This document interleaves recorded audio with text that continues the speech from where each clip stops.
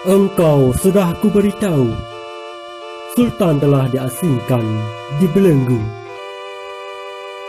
Di dalam negeri, kami berpencar-pencar.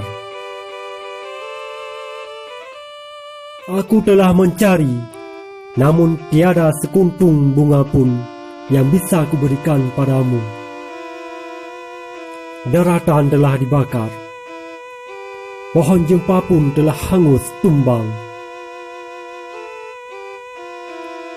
Ingin pergi ke Istanbul memetik beberapa bunga, namun kapal terlalu kecil, khawatir akan tenggelam sebelum tiba.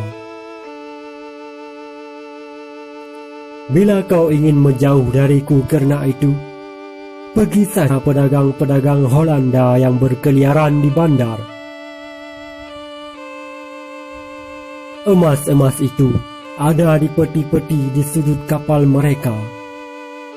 Mungkin mereka akan mencintaimu.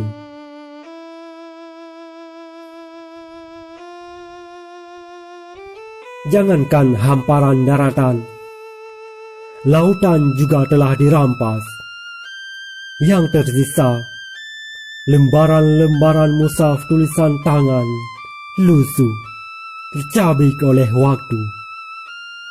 Itu lebih utama harus kita pikirkan. Kemarin, di rimba telah ditanami sawit untuk menopang hidup para saudagar di negeri seberang. Bukan lagi lada, hadiah peradaban.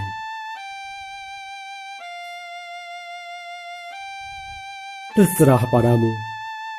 Bila harta menjadi pilihan, maka ketahuilah bahwa aku bukan pemilik peti-peti emas yang ingin kau pikul. Jika engkau bersabar, tetaplah di sisi